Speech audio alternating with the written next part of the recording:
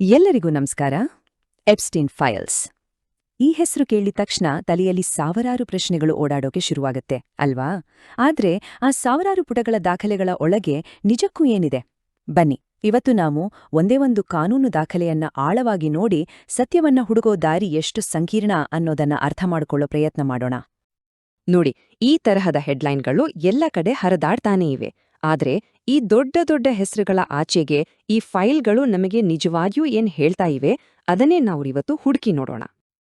ಹೌದು, ಯಾಕೆಂದ್ರೆ ಹೆಡ್ಲೈನ್ಗಳನ್ನ ದಾಟಿ ಒಳಗೆ ಇಣುಕಿ ನೋಡ್ದಾಗ ಅಲ್ಲಿರೋ ಅಸಲಿ ಮಾಹಿತಿ ಸಂಪೂರ್ಣ ಬೇರೆದೇ ಆಗಿರುತ್ತೆ.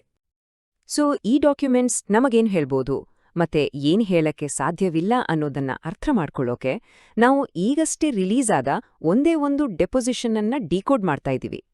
ಇದು ಒಂದು ದೊಡ್ಡ ಪಜಲ್ನ ಒಂದು ಸಣ್ಣ ಆದ್ರೆ ತುಂಬಾನೇ ಮುಖ್ಯವಾದ ತುಣುಕಿದ್ದಾಗೆ. ಸರಿ, ಈ ಡಾಕ್ಯುಮೆಂಟ್ನ ಆಳಕ್ಕೆ ಇಳಿಯೋಕ್ಕೂ ಮುಂಚೆ ಈ ಫೈಲ್ಗಳು ಯಾಕೆ ಇಷ್ಟೊಂದು ಪ್ರಶ್ನೆಗಳನ್ನ ಹುಟ್ಟುಹಾಕಿವೆ ಅನ್ನೋ ಹಿನ್ನೆಲೆಯನ್ನ ಮೊದಲು ನೋಡೋಣ. ಹಾಗಿದ್ರೆ ನಾವು ಇವತ್ತು ಗಮನ ಹರಿಸ್ತಾ ಇರೋದು ಒಂದು ಡೆಪೊಸಿಷನ್ ಮೇಲೆ. ಏನಿದು ಡೆಪೊಸಿಷನ್? ಬನ್ನಿ ಅದರ ಒಳಗಡೆ ಏನಿದೆ ಅಂತ ನೋಡೋಣ.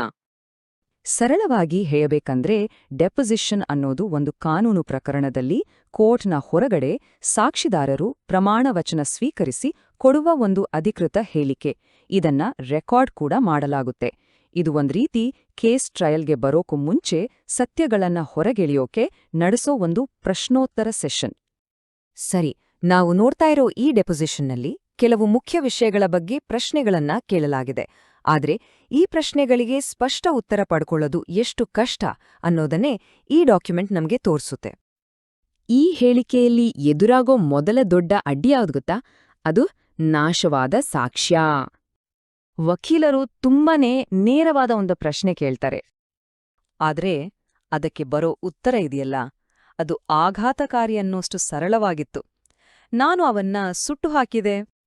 ಸಹಜವಾಗಿ ಮುಂದಿನ ಪ್ರಶ್ನೆ ಯಾವಾಗ ಸುಟ್ಟಿರಿ ಅಂತ ಇತ್ತು. ಅದಕ್ಕೆ ಉತ್ತರದಲ್ಲಿ ಹತಾಶೆ ಎದ್ದು ಕಾಣುತ್ತಿತ್ತು. ಒಂದು ಬೆಂಕಿಯ ಬಳಿ ಈ ಎಲ್ಲವನ್ನ ಮತ್ತೆ ಮತ್ತೆ ನೆನಪಿಸ್ಕೊಂಡು ಸಾಕಾಗಿ ಹೋಗಿತ್ತು.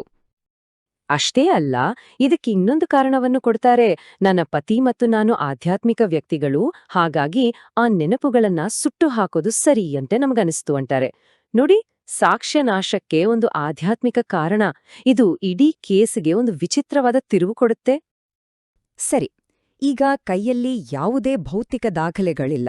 ಹಾಗಾದ್ರೆ ಎಲ್ಲವೂ ನಿಂತಿರೋದು ನೆನಪಿನ ಶಕ್ತಿ ಮೇಲೆ. ಆದ್ರೆ ನೆನಪಿದೆಯಲ್ಲ, ಅದು ಕೆಲವೊಮ್ಮೆ ಕೈ ಕೊಡುತ್ತೆ, ಕೆಲವೊಮ್ಮೆ ಅಚ್ಚರಿಯಾಗಿ ಕೆಲಸ ಮಾಡುತ್ತೆ. ಈ ಹೇಳಿಕೆಯಲ್ಲಿ ಒಂದು ವಿಚಿತ್ರವಾದ ಪ್ಯಾಟರ್ನ್ ಕಾಣಿಸುತ್ತೆ. ಒಂದು ಕಡೆ ಕೆಲವು ವಿಷಯಗಳು ನೆನಪಿಲ್ಲ ಅಂತಾರೆ. ಉದಾಹರಣೆಗೆ ಮ್ಯಾಕ್ಸ್ವೆಲ್ ಜೊತೆ ಎಷ್ಟು ಸಾರಿ ಹೆಲಿಕಾಪ್ಟರ್ಲಿ ಹಾರಾಟ ಮಾಡಿದ್ರು, ಜೊತೆಗೆ ಬೇರೆ ಯಾರೆಲ್ಲ ಇದ್ರು, ಇವೆಲ್ಲ ನೆನಪಿಲ್ಲ ಅಂತಾರೆ. ಆದ್ರೆ ಇನ್ನೊಂದು ಕಡೆ ಕೆಲವು ವಿಷಯಗಳು ಅವರಿಗೆ ಪಕ್ಕಾ ನೆನಪಿರುತ್ತೆ. ಪ್ರಿನ್ಸ್ ಆಂಡ್ರ್ಯೂ ಜೊತೆಗಿನ ಫೋಟೋ ಇರೋದು, ಆ ಫೋಟೋ ಸಿಡ್ನಿಯ ಸ್ಟೋರೇಜ್ ಬಾಕ್ಸ್ನಲ್ಲಿರೋದು, ಅದನ್ನ ಎಪ್ಸ್ಟೀನ್ ತೆಗೆದಿದ್ದು, ಇದೆಲ್ಲ ಅವ್ರಿಗೆ ಸ್ಪಷ್ಟವಾಗಿ ನೆನಪಿದೆ. ಈ ವ್ಯತ್ಯಾಸ ಇದೆಯಲ್ಲ, ಇದು ನಿಜಕ್ಕೂ ಯೋಚನೆ ಮಾಡುವಂಥದ್ದು.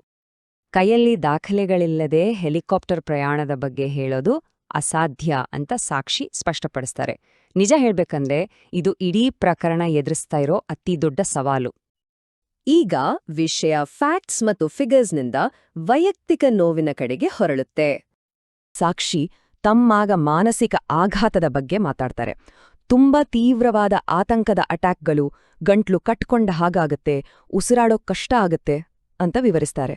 ಅಂದ್ರೆ ಇದು ಕೇವಲ ಮನಸ್ಸಿನ ಗಾಯವಲ್ಲ, ದೇಹದ ಮೇಲೂ ಅದರ ಪರಿಣಾಮ ಆಗಿದೆ. ಅಷ್ಟೇ ಅಲ್ಲ, ಈ ಆಘಾತದಿಂದ ನನ್ನ ಲೈಂಗಿಕ ಜೀವನ ಹಾಳಾಗಿದೆ, ನನ್ನ ಮದುವೆಯ ಜೀವನವೂ ಹಾಳಾಗಿದೆ ಅಂತ ನೇರವಾಗಿ ಹೇಳ್ತಾರೆ. ಇದರ ಪರಿಣಾಮಗಳು ಎಷ್ಟು ಆಳವಾಗಿವೆ ಅನ್ನೋದಕ್ಕೆ ಇದೊಂದು ಉದಾಹರಣೆ. ಇಲ್ಲಿ ನಾವು ಗಮನಿಸಬೇಕಾದ ಅತಿ ಮುಖ್ಯವಾದ ವಿಷಯ ಅಂದ್ರೆ, ಮಾನಸಿಕವಾಗಿ ಈ ಕಾನೂನು ಪ್ರಕ್ರಿಯೆ ನನಗೆ ಮತ್ತೆ ಮತ್ತೆ ನೋವು ಕೊಟ್ಟಿದೆ ಅಂತ ಸಾಕ್ಷಿ ಹೇಳಿರೋದು. ಅಂದ್ರೆ ನ್ಯಾಯಕ್ಕಾಗಿ ಹೋರಾಡೋ ಪ್ರಕ್ರಿಯೆಯೇ ಕೆಲವೊಮ್ಮೆ ಮತ್ತೊಂದು ಆಘಾತಕ್ಕೆ ಕಾರಣವಾಗಬಹುದು. ಹಾಗಿದ್ರೆ ಈ ಎಲ್ಲಾ ಗೊಂದಲದ ಉತ್ತರಗಳು, ಮರೆತು ಹೋದ ನೆನಪುಗಳು ಮತ್ತು ಆಳವಾದ ನೋವಿನ ಕಥೆಯನ್ನೆಲ್ಲ ನೋಡಿದ ಮೇಲೆ ನಮ್ಗೆ ಕೊನೆಗೆ ಸಿಕ್ಕಿದ್ದಾದ್ರೂ ಏನು? ನೋಡಿ, ಒಂದೇ ಒಂದು ಡೆಪೊಸಿಷನ್ ನಮ್ಗೆ ಪೂರ್ತಿ ಸತ್ಯವನ್ನಂತೂ ಕೊಡೋದಿಲ್ಲ. ಬದಲಿಗೆ ಇದು ನಮ್ಗೆ ಕೆಲವು ಸುಳಿವುಗಳು, ವಿರೋಧಾಭಾಸಗಳು ಮತ್ತು ಅಷ್ಟೇ ಆಳವಾದ ಮಾನವ ನೋವಿನ ತುಣುಕುಗಳನ್ನಷ್ಟೇ ನಮ್ಮ ಮುಂದಿಡುತ್ತೆ. ಸಂಪೂರ್ಣ ಚಿತ್ರಣ ಇನ್ನೂ ಸಿಕ್ಕಿಲ್ಲ. ಹಾಗಾಗಿ ಇದು ನಮ್ಮನ್ನ ಒಂದು ಬಹಳ ಮುಖ್ಯವಾದ ಪ್ರಶ್ನೆಯ ಮುಂದೆ ತಂದು ನಿಲ್ಲಿಸುತ್ತೆ. ಸಾಕ್ಷ್ಯಗಳೆಲ್ಲ ನಾಶವಾದಾಗ ಮತ್ತು ನೆನಪುಗಳೇ ಕೈಕೊಟ್ಟಾಗ ಸತ್ಯ ಅಂತ ಉಳಿಯೋದಾದ್ರೂ ಏನು? ಯೋಚ್ನೆ ಮಾಡಿ. ಮತ್ತೆ ಸಿಗೋಣ.